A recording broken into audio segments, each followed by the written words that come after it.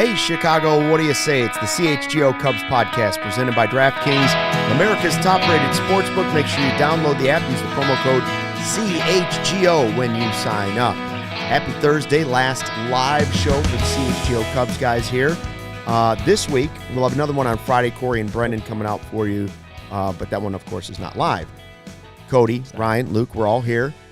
Chat, sorry we're a couple minutes late. Technical difficulties. We're all here. Wasn't my fault. Wasn't my fault. It wasn't anybody's fault. If anything, I actually helped us get started sooner. It was Gremlins. If you haven't seen that movie, great movie, by the way. Long time ago. Yeah, long time ago. We got stuff to talk about. We have a Jameson Taillon interview, the full-length feature interview with one Ryan Herrera in Arizona. We're going to play that for you. We've got What's up, a side-by-side look at Cody Bellinger. What was that? Hello from France. From France. Frag 03. France. See? We went over there with the Bulls, and now fans are international. How many countries do we have now? Double digits. France, England? It's got to be double digits, I think, right? I would assume so. 3, United States. I bet we have some Canadian friends out there. Look at Barbara. Okay, his hat is back on. Looks much better. Damn. Damn. It happens. All right. And I appreciate this hat, though. I see Rick DeHouse says Wrigley Field has been groomed. Good-looking grass. Yeah, have you seen the photos? Saw him out on Twitter. Yeah. I'll be honest with you. I'm not sure who the Twitter account was. Dan Kiermaier. Kevin Kiermaier's brother, I believe, actually. Oh, yeah, because he's a groundskeeper. That's right. Posting some pictures of the sod going down at beautiful, historic Wrigley Field. Beautiful. It will be ready for opening day. Looking good. Looks like it. Looking good. I mean, I would hope that it's ready for opening day, right? That's that well, it's like, funny that they're laying like and we're supposed to get we're going to get snow, but that snow will turn to water. Good. They'll be fine. Good, yeah. They'll probably cover it at night to keep it warm enough. Yeah. It's nothing against the tweet. It looks cool. I'm just like, well, yeah. You I hope feel it's like not. Yeah, it's not hope ready. It's not turd brown like that when the season starts. It was like I know they're gonna put the patterns and like everything. a mocha coffee. It's gonna look cool. Cool. Just remember, like a month ago, 2 months ago, it was like a Winterland. Yes, it was. That's right. That's true. We were there skating. I was out there skating like Patrick Kane around that ice, and then Corey got in my way and had to slow everybody down. That's exactly what happened. It's pretty much how it went down. Go watch a video on Instagram. It's exactly what happened. It's good to see it. What are we, 28 days from opening day? Yeah, 28 days from opening day. 28 days. Kyle Hendricks days. 4 weeks exactly from opening day. New light bulbs. Michael Collada, that's an excellent point. Shout out ComEd. They could turn those babies on at night and really start to grow that grass a little bit more if they put little, green lights in those LEDs. There you go. Sure. Anyways, one of the new things that came out today was David Ross talking about Nico Horner, because we've done the whole who's going to be the leadoff guy for this team. And we all said, Nico on paper is a possibility. So this was from Marquee, I believe. David Ross talking about the possibility of Nico being a leadoff guy. I think when I look at Nico, it's about setting a tone for our group to start a game. He's as ready to go as anybody I've ever been around. Something about the way he plays, I think, sets a great tone for our team. And so I like him starting things off. Right there at the end, I like him starting things off. I think we've all kind of said it throughout the offseason that if there's someone on the team right now that looks like a leadoff hitter, it's Nico. The walk rate the walk rate doesn't help because he doesn't take as many walks, but he does put the ball in play an awful lot. He doesn't strike out much. That all goes into it. If he is able to improve his walk rate, whether that's just a more patient approach at the plate, whatever it is, his on-base percentage is going to go even higher than it already is, and he's going to make for a great leadoff hitter. But that's the one thing. But outside of that, you look at him and he has the makings of a leadoff hitter with some pop, which is what you want. Spin zone. Tim Anderson doesn't walk a lot, and he leads off for the White Sox. And he's pretty good. And I did say last year that Nico is a very similar type player to Tim Anderson. You did say People thought that I said he was better than Tim Anderson. I did not say he was better than Tim Anderson. Go back to the tape. I said they were similar players, and everyone yelled at me. Do you know what I said on the CHGO podcast last week? We were talking about Tim Anderson and his comments to Chuck Garfien, and I did a test. I said, we'll see how mad Sox fans are. I'm going to make a statement, and if they are truly mad forever at Tim Anderson, they will say nothing. And if they aren't mad at all, they're going to come after me and defend their guy. And all I put out was a factual statement. I said, if we're basing everything on only last season, 2022 baseball season, Tim Anderson was the third best shortstop currently in Chicago. Because you have Dansby, you have Nico. Both were better last year statistically than Tim Anderson. Yeah. He had a rough year. I did say that. I said he had a better year. Almost zero reaction. That shows me that they are still mad at Tim Anderson. By the way, Elvis Andrus, he could have technically been fourth best. All right. Based on just solely on last year's stats. Anyways, I hear the Nico comment from David Ross, and the first thing I thought was, well, let's get him signed then. Yeah. Extend him? Yeah. Seriously. We love him. We love him so much that we want him batting first because he sets the tone for the whole team. And I've never seen a guy work this hard, and he was so great. Sounds like the type of guy you'd like to have an extension signed before the season starts. Time's running out. Yeah, 28 days, right? Out, man. 28 days. And a lot can happen in 28 days. True. Jed did say, though, he doesn't want to go into, the season with bad vibes related to not getting a contract extension done. I know that's more related to Ian Happ. Yeah. But it is a little different with Nico just because this is his first year of arbitration. And they settled pretty early. Like, it wasn't like they went through this whole arbitration process. Like, they settled on a contract. I don't remember the number off the top of my head. But $2 million.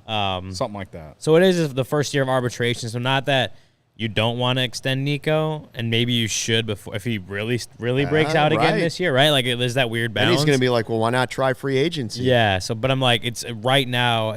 If they're looking at those two guys as two guys that they want to extend, Nico is not that Nico's not the priority, but like Ian Happ's a free agent this offseason, right? Like, if they're going to get an extension done, it has to be this year. It just shouldn't be either or. Like. Honestly, I feel like if you want to do both, if you want to do both, then you easily could do both. I think they could easily do both. What did you? By the way, Barbara's asking if we're going to talk about Wesneski. She always wants to know the rundown of the show. Yeah, Barb always wants to know what we're doing before we get there. Yes, we'll talk a little Wesneski. Sometimes we like to keep you on your toes, though. In just a minute, Cody Bellinger. Cool thing I saw on Twitter. I think you guys saw it yesterday too. The side by side by side by side. And who was this from? I want to make sure they get the credit. Dan Vietti. Danny Vietti. Vietti on Twitter. Did a lot of work here. Took 2019, 21, 22, and now 23 swings from Cody Bellinger. I mean, clearly the stance is a little bit different. He's holding the hands way higher, more like he did in 2019, right? Yeah, I was going to say the stance, if you're looking at anything, the stance looks probably more like 2019, which... His knees are straighter than they were in 22. 22, he went up to the high hands, too. It looks like... I don't know. If I'm comparing 23 to any of them, it looks more like 19, which we know that's the...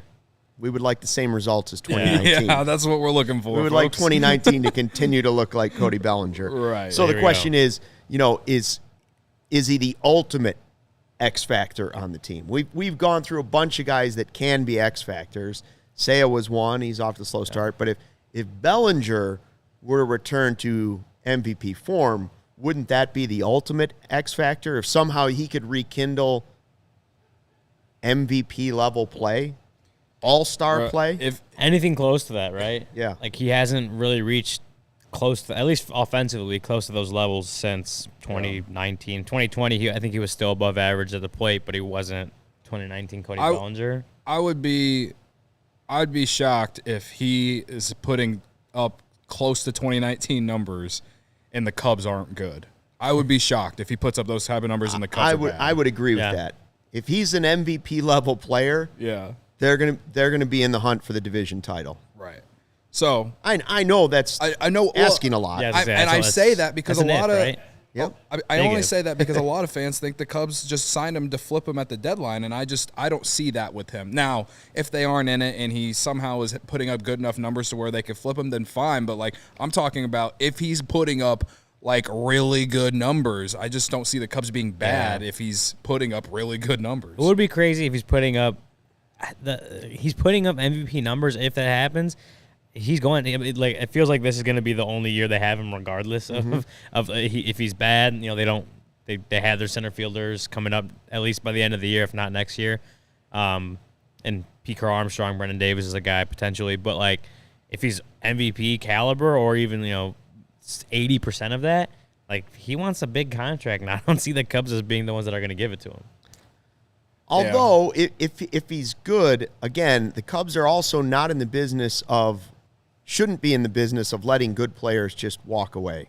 I know you would get something for him, and you do have good young prospects that are outfield prospects. Yeah. But there's nothing to say he couldn't be a DH for you moving forward either. Be paying a lot of money for a designated hitter. You also don't know what those prospects are, so those prospects could also be flipped into something else you really need if you believe you already know what you have in Cody Bellinger. I think the big thing is he's going to want to, like, this is a pillow contract. It's a 1-year prove-it deal, and if he proves it, he's going to want a big contract in free agency, and like I'm saying, I don't know if the Cubs are going to be the ones that go out and sign him to a massive deal. I know they did it this year, but it was only for the year. They're still under the CBT. Next year, when that goes up and they have all these other guys, and if they re-sign Hap and whatever they want to do next year, I don't know that Bellinger long-term fits in the plan. I wonder what Michael Collada thinks about that possibility. I'll take a wild guess at what Michael Ricketts won't re-sign him if he has a great year. Take it to the bank. I knew that was coming on the chat. I know I kind of jumped ahead on that, but I think that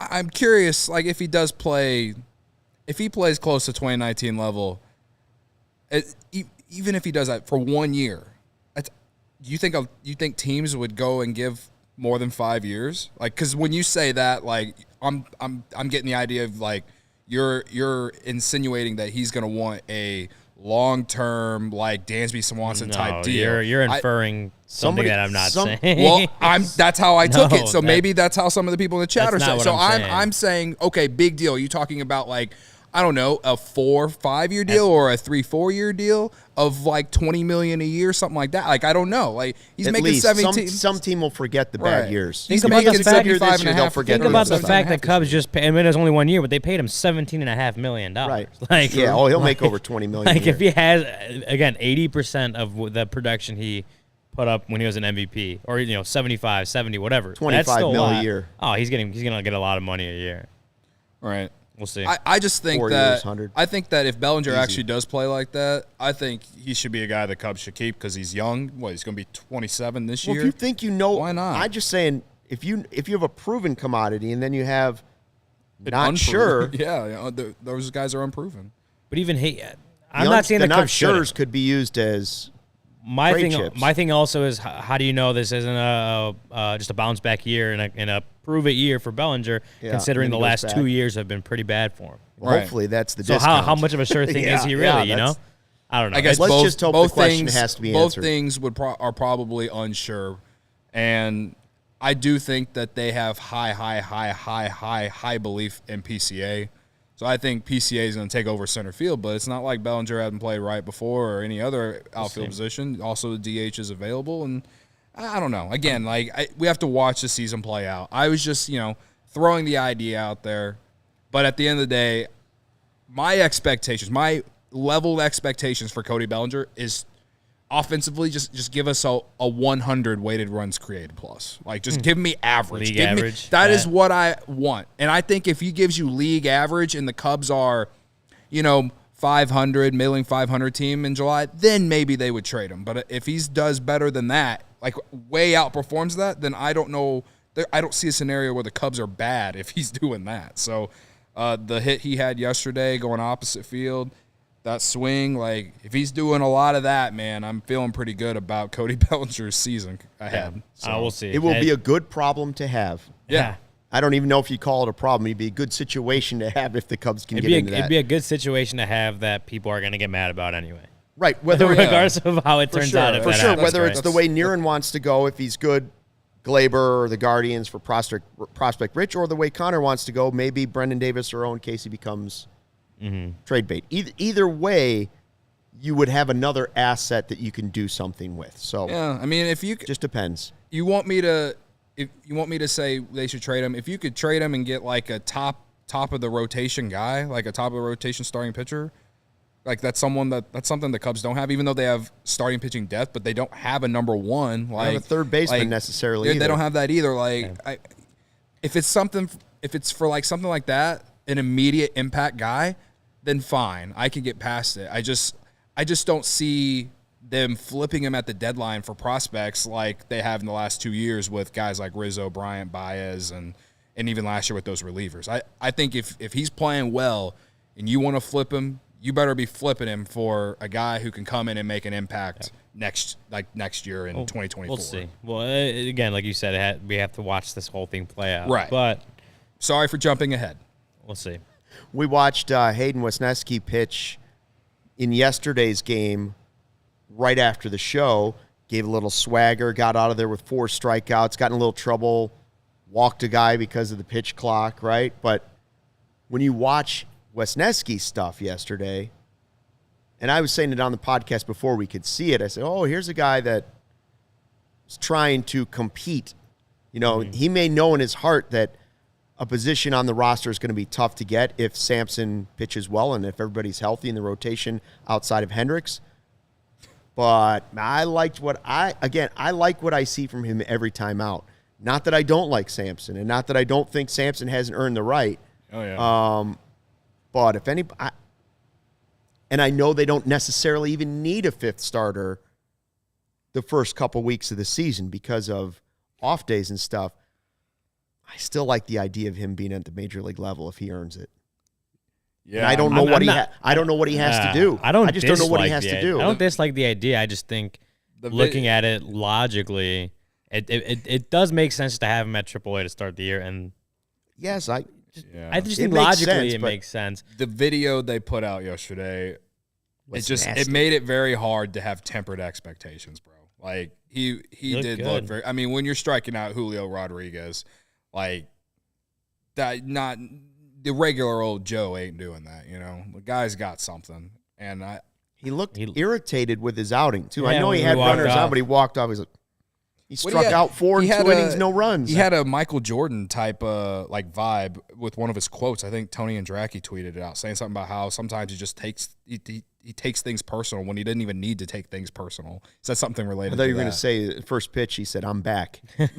No. I mean, he looked. Send a fax to everybody. It's just like the classic Jordan meme of and I took that personally. And like, again, he didn't have anything to take personal yesterday, but he finds reasons to take things personal, and I guess he uses that to pitch well. I mean, again, it's decent spring. Mentality. You gotta. I'm trying to have tempered expectations, but if he keeps doing what he did yesterday, he's gonna be making a big run at that last spot. He looked good yesterday, just like he looked good. Was it six outings in September last year? Yeah, right.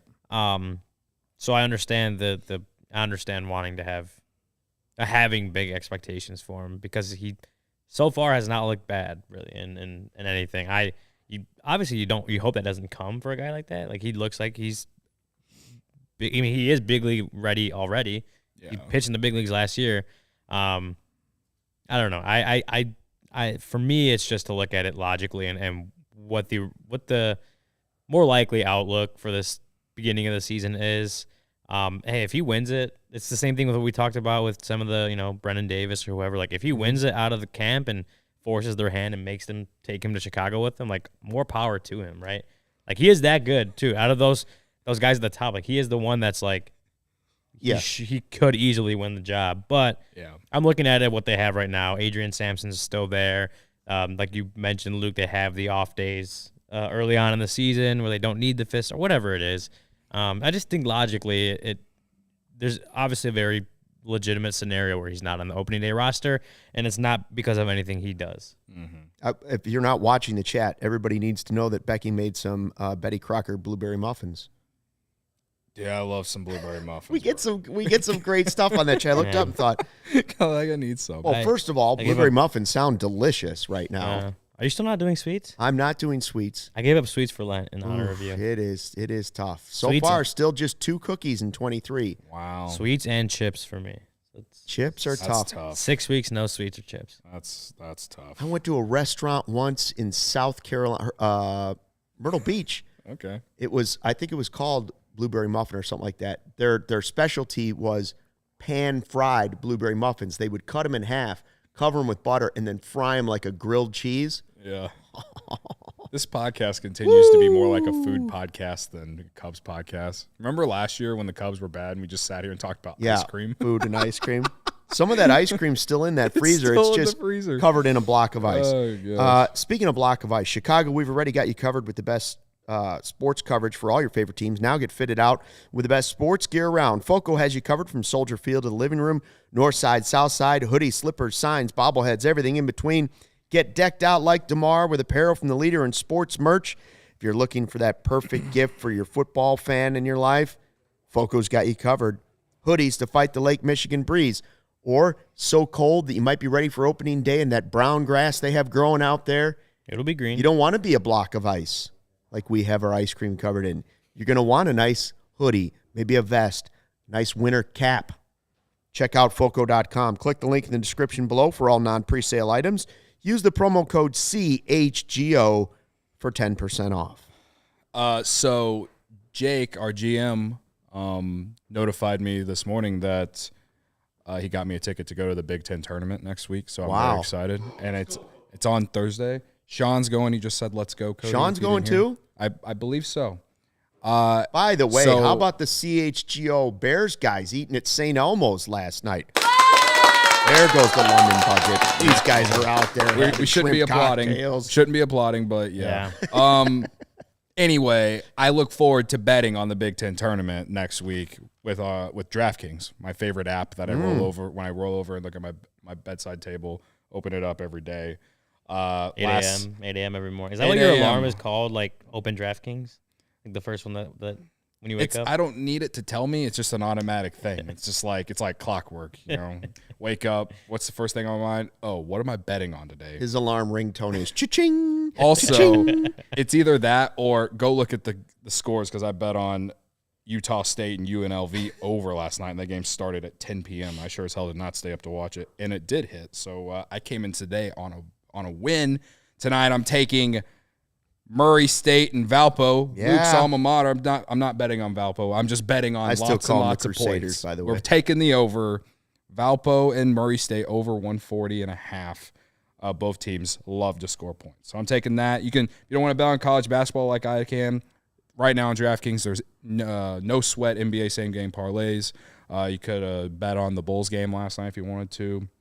There's MLB bets, a lot of future bets. Me and Sean on CHGO Bets Daily have been doing some future talk lately. We did home run totals this past week. Unfortunately, DraftKings doesn't have a home run total over-under for any Cubs player, which I honestly am not really surprised. But belly bombs. Belly bombs. I get it from a certain standpoint. So, yeah, there's a lot of great things you can bet on DraftKings right now. Download the app now and sign up with code CHGO. New customers can bet $5 and get $200 in bonus bets instantly only at DraftKings Sportsbook, an official sports betting partner of the NBA with code CHGO. Minimum age and eligibility restrictions apply. See show notes for details. I got a thing today from DraftKings saying, hey, if you place a $50 bet, then we'll give you that $50 bonus bet. But I just don't know what I want to bet $50 on.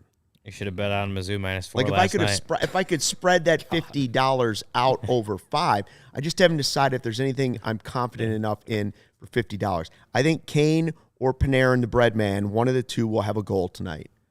But I don't know if I'm $50 confident in that. And Barbara says that you should bet on Kane scoring a hat trick. No, not a hat trick, but do I think he's got 9 in his if career?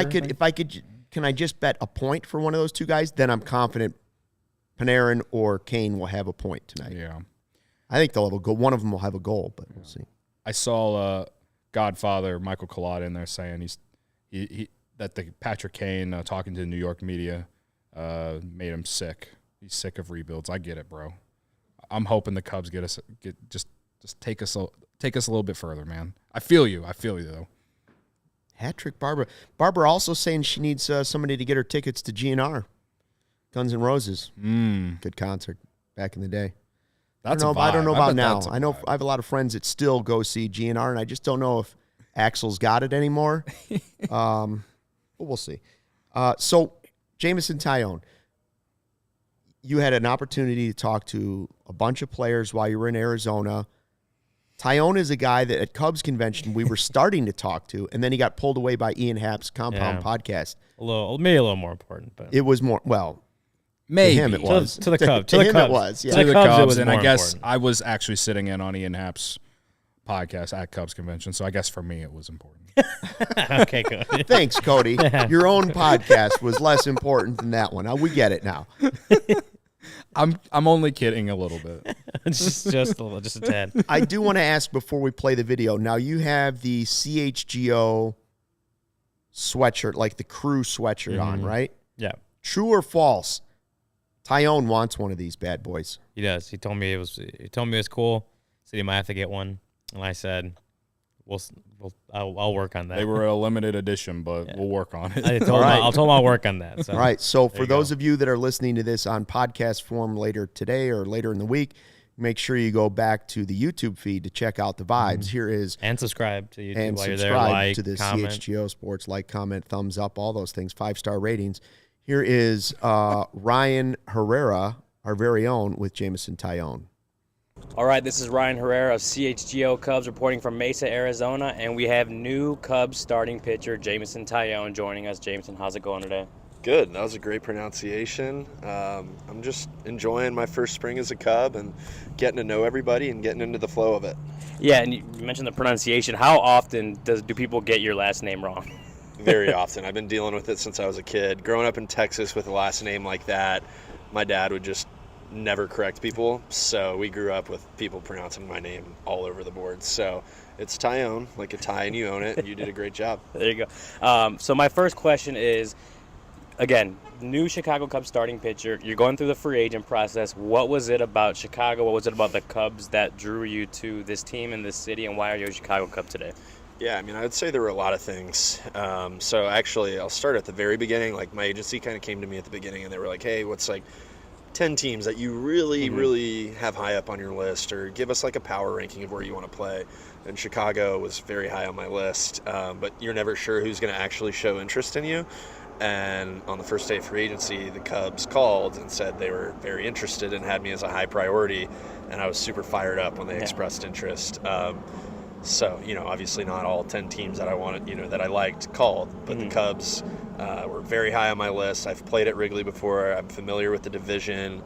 I played against the Cubs when they were winning the division and, winning the World Series and stuff, and I've seen that place when it's rocking, and it's a special place to play. Even like when we were on the visiting side, we'd all be like, man, those guys have it good over there. The fans love them. They're winning. It's Wrigley, day games. But then, like, more in depth, I was really impressed with the pitching department. Tommy, Breslow at the top, Moskos, Holtzen, all these guys. I had heard a lot of good things about what they can do on the pitching side, the strength coaches, the communication between departments, all that. So I'm a pitching nerd, and I feel like I can improve and get better and work on things, and the Cubs kind of aligned with that, and I feel like it's a great fit. And Daniel Moskos he's from the Yankees organization. He spent a couple years there as well. Was there any familiarity factor in that, knowing that this guy who came from an organization you were just at also is bringing that to the Cubs and what you want to do? Yeah, so I actually didn't really know him. He was in Double-A there. But a lot of the guys with the Yankees, like some of the younger guys who had gotten called up, were like, I only made it to the big leagues because of Moskos. Or, guys in the big leagues would have like a bad outing, and some of them would text Moskos when he was the Double-A pitching coach there. So I knew that he had that trust with guys and that relationship, and he was kind of a go-to guy for a lot of guys. Yes. So he's a guy coming over here that I wanted to just get familiar with and get on my good side. Yeah, and how quickly get on his good side, I guess. Yeah, there you go. How quickly were you able to get on his good side and just get familiar with him, but also Tommy and Craig Breslow and everyone else that you mentioned? Yeah, so I'm glad that I was able to sign relatively early, because I immediately had a call with the Cubs in the pitching department right after I signed. I saved all their numbers. The communication was awesome. I was sending him videos of myself throwing. I was in a group chat with me, Tommy, and Moskos, just sending my drill work, sending my workout programs, sending my bullpens, videos, all that. So I feel like once we got here, like I didn't have to go through that onboarding phase. Like I felt like I already knew them and had a relationship with them. And what, I guess, is the one thing that really excites you about being on the Cubs now? Just whether it's the pitching, the guys in the clubhouse, like what can you point to as like this, I'm really looking forward to experiencing this? Yeah, I think winning in Chicago, I think that is going to be awesome. That's something I'm really excited about. But something else that's pretty nice right now is that being a new guy, like when I went to New York, I was one of like very few signings that year going into spring. So I felt like I had to go learn everyone's name really fast and stuff. But here we have like 10 new guys on the roster. So we're kind of just all going through it together. We're all trying to remember everyone's names and build those relationships and stuff. And how's camp? It's been a few days since pitchers reported, and obviously yesterday was the first day of full team workout. How would you say camp so far, the experience being in Mesa has gone for you? It's been awesome. The energy is through the roof. These guys like to work. These guys are hungry. There's a lot of good veterans in the room. There's also a lot of good young guys with energy and guys who want to establish themselves and kick off their big league career. So it's fun to be around. And the talk of spring, and you kind of did it yourself, but also the sweeping slider is something that you've decided to develop this offseason. Yeah. I'm curious what went into, in your mind, what went into the decision to try to develop that pitch? So a lot of things. I'd say number one is like, honestly, I just feel like I have another gear that I can hit. And I feel like some low-hanging fruit was like, let's make the slider better, whether it's a new grip or whether it's like just improving the slider I had. Like that was something I already had in my mind. Like a lot of the big home runs I gave up last year was on my slider. I had some good stretches with it, but I also had some bad stretches with it. So I just want to eliminate that like inconsistency factor, just add another weapon. So it's worth a shot. I like the early returns on it. I'm excited to take it out in games and see what we got. But in a perfect world, it's another weapon and swing and miss pitch to righties. And like, I'm not afraid to try it. And if it doesn't work out and the hitters give me feedback that it's not good or it's not working, like, cool. I can always go back to the slider I threw. It's a super simple grip, easy to remember. So, it's been just fun to experiment and try it out. And with that sweeper, obviously, it sort of takes two to tango. Like you have to kind of approach the coaches and talk about it. But they also seem to be pretty on board with it as soon as you sign. What did they tell you going into that process as far as developing this new pitch? What was in their mind? What did they see? I think they saw the same things I did. I think like we lined up there. They kind of approached me with it, and they were like, "Are you, okay with trying this out in a bullpen? Here's the grip. Here's like a couple cues. Here's what you want the ball to do. Just if you're not opposed to it, go out, try it, send us video. We can just see where this takes us." So I literally like a couple hours after I talked to Tommy and Moskos went through my bullpen, through some pretty good ones, and I was like, "This is something that's worth continuing and trying to make work." But it really wasn't like that deep, honestly. It was just like, "You down to try this? We think it'll make your stuff better, your pitch package better. We think it'll help you." And I already trust these guys, so I'm on board with it. And you threw it in your first bullpen, or live BP actually, last week, beginning of spring training. How did it feel then? It was a little more of a game scenario than just throwing in the bullpen. How did it feel? I got to be honest, I didn't love it. I'm like a harsh critic. So obviously, like, first time in a game environment period this spring, so like can't expect to be perfect in every aspect, but like before I went out there in the bullpen, the slider was like nasty. It was the best it's been. I was so excited, and then I got out there and like tried sequencing it and like landing it for a strike and stuff, and it wasn't where it was in the bullpen, but obviously like added adrenaline and conviction behind pitches can kind of just change some things up. So I think that was honestly good for me to just see and understand and realize like, okay, here's what I need to work on in my bullpens and all that. To switch gears a little bit, you mentioned earlier, all the new teammates you have. I think it's 9 or 10 free agents. There's a bunch of NRIs here. Minor league guys are in camp. So a lot of new faces for you to kind of get to know. Who's one person that surprised you, whether it's their personality in the clubhouse, the way they play, the way they approach things? Like who's the one that surprised you the most? I'm going to say Bellinger. Okay. And I'm going to say Bellinger just because, like, I'm a fan of baseball. I follow the game, and a lot of, like, Instagram accounts and stuff will catch Bellinger in the dugout, like, looking airheaded or something. But, like, this dude works his tail off. Like, he's the first one in the building every day. Like, even before camp started, me and him were coming in here, and, like, I'd come in thinking I was early, and he'd already be lifting or running. Super sharp dude, like knows the game. Not saying I expected him to be some aloof idiot, but like this dude's got it together. He knows what he's doing, and he seems like really freaking hungry. So I've been really impressed. And on the pitching side, obviously you work with those guys a little bit closer. Who's a guy that surprised you? A guy that kind of opened your eyes? You're like, oh, okay. I think Cubs fans will like this. Kyle Hendricks. Like, from across the way, I just thought this guy's a mute. He's a robot. I just got that like super quiet, smart guy vibe, and then like coming in the building, like he's pretty funny. He's talkative. I've loved getting to know him. Yeah. Super interesting guy. Works extremely hard. But he's way more outgoing than I thought he would be. Like I really enjoy being around him. So we've talked a little bit, and you can kind of tell, I'm sure, just the pitchers that have come into this club that have been brought in this season. The depth is higher in the Cubs starting pitching. You know, the rotation depth is higher than it's really been in a long time. What have you seen from all the guys out there, the veterans and the young guys, that kind of make or excites you or gives you a lot of confidence in what this rotation can do over 162? Yeah, it's something like Rossi talked about in his meeting opening camp. Is like, look around, because it's going to take everyone in this room. It's not about just Dansby or me or Marcus, or it's about like that 40th dude on the 40-man who we're going to need big innings out of. And I've definitely seen some talented arms. Everyone seems to throw freaking noise. Everyone throws hard. Everyone's working hard. Getting to know like Ben Brown, young guy. I think they got in a trade last year.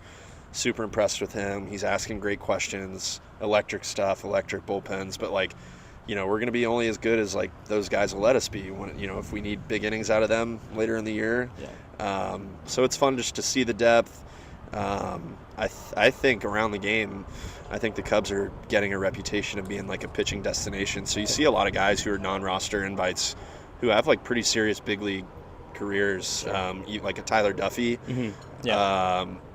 You see like Nick Birdie, who I played with in Pittsburgh, come here. If he's healthy, he's nasty. But like this is a spot where people really do want to come just because of the reputation like Tommy and Moskos and those guys have. Sure. And back to you a little bit. You're a few years now removed from Tommy John. Just how are you feeling? How has the last few years been? Have you had to change things? Have you had to adjust the way you do things? What has kind of been your learning experience going through that, the surgery and the recovery, and now a couple years later? Yeah, super proud that the last 2 years, I think I've made like 61 starts combined. Like, if you have your health, you have everything. And for me, if I'm out there taking the ball, like, I feel like I'm a student of the game and I'm going to learn and like find a way to make things work. So just being out there for me is huge. I got my second TJ. I switched up my mechanics, switched up my routine. I'm way more collaborative now than when I was younger. Like, I'm not afraid to go to the trainers and be like, hey, my arm care routine is falling short. Can we clean this up? Or like, I don't expect myself to do everything. I'm okay now, like going to the pitching coaches and being like, hey, I don't feel right with my delivery. Can we look at video? When you're a young guy, you think you know everything or you can tackle everything yourself. Now I'm not afraid to just go into the strength room and be like, hey, let's taper back a little bit. Like, the most important thing for me is getting outs in the games. Like, maybe we lift less or maybe we lift heavier, whatever it is. Like, I'm just not afraid as I've gotten older to like lean on all these super smart people to help me out. Yeah. And the game has maybe shifted a little bit more towards, maybe going 6, 7, 8, 9 innings isn't as necessary as getting 5 strong innings and then giving over to the bullpen. You do seem to enjoy going deeper into games. What is your mindset on that? Obviously, the game picks up on you, whatever. What's your mindset going into wanting to get set that 7 innings or 8 innings, whatever it is? I think innings are sexy. I think about it, and I got close with a lot of the relievers in New York, and we would talk about this all the time. It's like, let's just say we're playing Boston, and I can get through the heart of the order that third time. Like, let's say last year it's Bogarts, it's Devers, and JD Martinez. Like, if I can go out there and get those 3 guys out in the 6th or 7th inning, that means that, like, Clay Holmes doesn't have to see them every single day, which makes him better. So for me, it's like not just about, I want to go deep or whatever. It's like if I can save, Chad Green from seeing Rafael Devers an extra time, like that could pay off at the end of the year. So this year, if I can go through Goldschmidt and Arenado 1 extra time throughout the year and save Michael Fulmer from having to come in the 6th inning or whatever, like, I think that helps the team a lot. The less those relievers get seen, the better they are. I know they appreciate starters that can go deep. So it's just one of those things. Also, like, I came up with a lot of guys who took pride in going deep into games. So, like, a Garrett Cole, like, that dude, if they give him the opportunity to go on a 5-day rest for 6, like he took the ball on that 5th day every time, and like he never wanted to come out of a game. So I've just been kind of like raised in the game that way, I feel like. And I got a couple more for you. Having started your career in Pittsburgh, you definitely made a few road trips to Chicago in your day. What is your favorite part about the city? Non-Cubs, non-baseball specific, favorite part about Chicago? Ooh, there's a lot. I mean, it's a beautiful city. The water, I think, is cool. Being right there on Lake Michigan is cool. I'm going to just say, like, I like good food, and with all the day games as a visiting player, Chicago's the best city in the NL Central, so we would all, like, circle on our calendars, like, off day in Chicago, day game in Chicago, whatever. We made dinner reservations. I'm a foodie. I would just say the food is, like, top notch. So I'm excited just to hopefully not gain any weight, but eat my way through the city. Yeah, you'll get used to those weekend day game series. Oh, yeah. They're great. Last one, I've heard you're a big football fan. Is that correct? Yeah. The Bears have the number 1 pick. Ooh. Tell Chicago people, tell Bears fans, what should the Bears do with the number 1 pick? I don't want to say the wrong thing and piss people off. I grew up a Texans fan. I'm just going to say I want to see them put Justin Fields in the best position to be successful. So I don't know what that is. I don't know who's available in the draft. Like, I actually haven't been paying a ton of attention. Okay. But I think if Fields is surrounded with the right crew and stuff, I think he's going to be solid. Great. Jameson, thank you for joining us. For CHGO Cubs, this is Ryan Herrera signing out. Good stuff. And Did you put up ironic the thumbs that up at the end there? he was talking about how great Chicago's food is, and the chat was taken over by You. sweets. Luke My mind Stuckmeyer, floating to unhinged. sweets. Unhinged in the YouTube chat. Luke talking about Stuckmeyer. sweets that he can't even eat. He doesn't even eat. I was don't today know. years old when I realized that Luke Stuckmeyer loves key lime pie as much as anything. Honestly, it's been years since I had key lime pie, but I've been getting takeout fresh fish from this place called Boston Fish Market, and they have fresh key lime pies every time I go to pick up the fish, and I'm like, it's a fight every time. Anyways, we're going to talk about the Taillon interview here in a second, but first, the ComEd Energy Efficiency Program is committed to helping families and businesses in the communities we serve manage energy usage and lower energy bills now and into the future. ComEd offers a wide array of incentives on lighting and other efficiency upgrades to commercial, industrial, and public sector customers of all sizes across our territory. Customers can inquire about how to upgrade outdated lighting to energy and money-saving efficient LEDs. I'm actually doing that this weekend.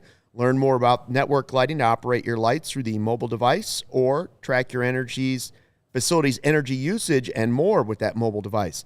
Incentives have recently increased for indoor-outdoor lighting, networked lighting controls, making these projects even more cost-effective than ever before. Visit ComEd.com/poweringbiz now to start saving money and energy. Start a project. Contact them at 1-855-433-2700. For more information, email them at businessee@comed.com or publicsectoree@comed.com. Yeah, I am. I've got an electrician coming over this weekend. Put in some LED lights.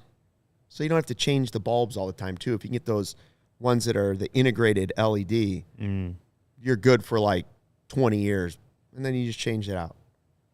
Nothing worse than going up and changing light bulbs in a house every 5 minutes. Admittedly, and I feel like this is very millennial of me to say, but when a light bulb goes out in my apartment, I'm not exactly quick to want to change it. See, that's what I'm saying. Like, I feel These like LEDs save you money, and you don't have to change them. You never even think about them again. So, like, that, if you're like me and you wait until you absolutely need it, like it starts to affect your day when like these things like that ruin shit. Like, I also picture Cody as the guy who changes the light bulb but doesn't check the temperature on the light bulb. So when he goes to Home Depot or whatever, he goes and gets like the bluest light you can possibly see. Like it's like everything else is yellow and then there's one blue bulb, which drives a guy like me crazy. Anyways, Jameson Taillon, takeaways. Innings are sexy. Innings are sexy. Innings are sexy. Innings are sexy. Put on a shirt. Kyle Put on a Hendricks shirt, is not a mute, He's not a mute. and he's looking forward to belly bombs. Yeah. And I love that he talks about when you see him on social media and everyone makes fun of the random camera views of him sometimes where he looks like he's just out of his mind, and that's the nice way of me to say it. You're talking about him just looking high as fuck all the time. Taillon? No, Bellinger. Okay, I was but gonna say, but he says specify. Taillon, Sorry, remember Taillon. Taillon was talking about Bellinger, and he like straight up was like, "Yeah, sometimes when you're on social media, he looks like an airhead. I think like an airhead. Yeah. But he works hard. But then going in and saying that, oh, he works hard, and like he's he's got that basically like saying that he had that dog in him or whatever. So, I thought that was funny that that it started that way, but then finished it with, "This guy works hard. This guy's got something to prove." So I guess that really kind of follows up with everything we were talking about with Bellinger and stuff, which is interesting, and it has me excited, and it's very tough to have tempered expectations. But as far as Taillon, though, I think he's kind of like, even now, he's still like an underrated like guy. I don't think a lot of people have any expectations for him. I think a lot of people think he's just going to be just a serviceable starter. I don't think anyone thinks he can be better than what he's already been. There's way less fanfare than when they signed Marcus Stroman, but I think he could be as good or better than Stroman this season. I really do. I mean, I wouldn't be surprised if he ends up being like the number one in the rotation. I'm not. That's not number one as like he's going to be an ace, the level of Max Scherzer or whatever. But he could have the best season out of any starter. Yeah, definitely. Like he's a couple years now, or he's going to be another year even further removed from his second Tommy John. Mm-hmm. I mean, I think he has really good potential. I think he was good with the Yankees, and we'll see what happens with the Cubs. They gave him 4 years, $68 million. They believe in him, obviously, and so he's a guy they're going to be counting on, and a guy that I think is going to be for someone that the Cubs gave $68 million to, and the fan base is just kind of like about like that. I don't know if they are. I just don't think they. I just don't realize how good he could be. Yeah, I just haven't seen a lot of like what Ryan said, or maybe Luke, you said the fanfare. I just don't think a lot of people are excited to see him. You know why I think? Here's what I really do believe this. More people are excited about Wisniewski than number one. He started with the Pirates. Nobody gets excited about Pirates players in Chicago. Like, you just don't. Did people not get excited about Aramis Ramirez? Not that the Pirates are just a joke or anything. It's just you don't think about players from the Pirates very often. True. And then he went to the Yankees, and because the Cubs were tanking last season, sorry, I said that. Sorry, Jed. Not the players, but the franchise was basically tanking. Mm-hmm. You have less interest in the team, so you're not watching him play with the Yankees. Right. I just don't think he was as well known as, because I mean the starting pitching market was pretty packed at the top this year. You had Rodon, Scherzer, DeGrom, Verlander, maybe not Scherzer, DeGrom, Verlander, whatever it is. It was pretty packed at the top. Maybe he just I don't think Jameson Taillon is as well known as those other three names.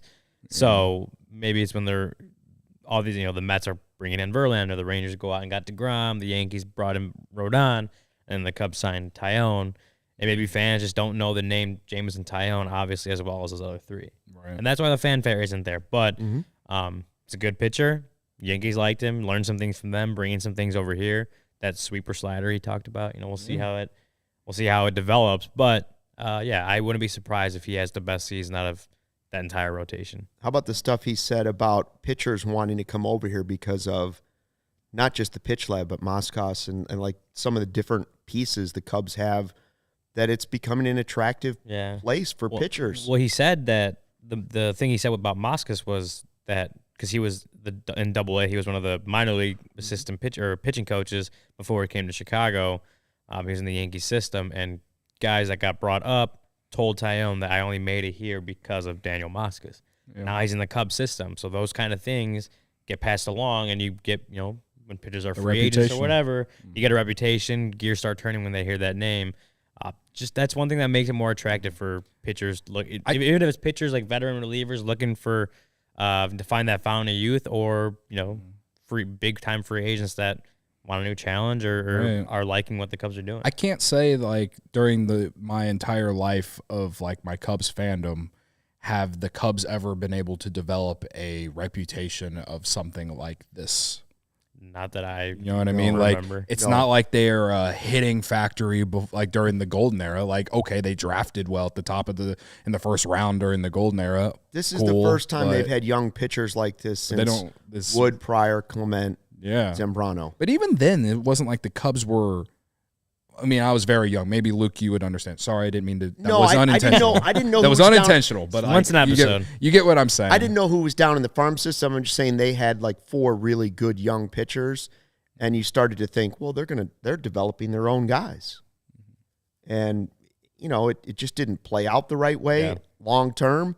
Right. But they were good young pitchers. It just didn't play out health-wise the Injuries. way. And that's why you've got to have it all the way down the farm system. You can't just let it stop with one small era of players. You got to continue to build it. Speaking of young players, Ryan is not done. And where's that super chat? I want to get to that before we go, too.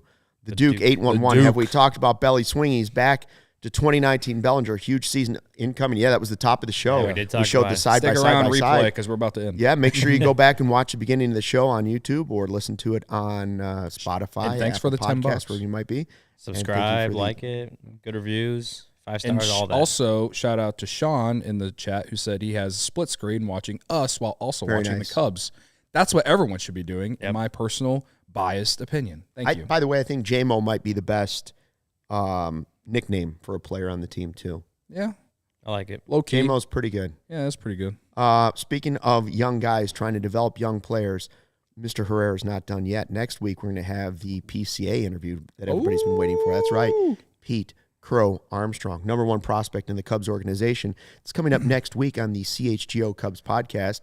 And thank you for joining us today and all week long. Corey Brennan coming up with another one for you on Friday. We're going to Till be back next here week. at like 3 o'clock also. Oh, yeah, we're also going to be on the CHGO podcast coming up at 3. So, Tune in. We'll be hashtag here. Vibe with us. Thanks for checking out the CHGO Cubs podcast presented by DraftKings. Make sure you download the app. Use the promo code CHGO when you sign up. Until next week or 3 o'clock, fly the W.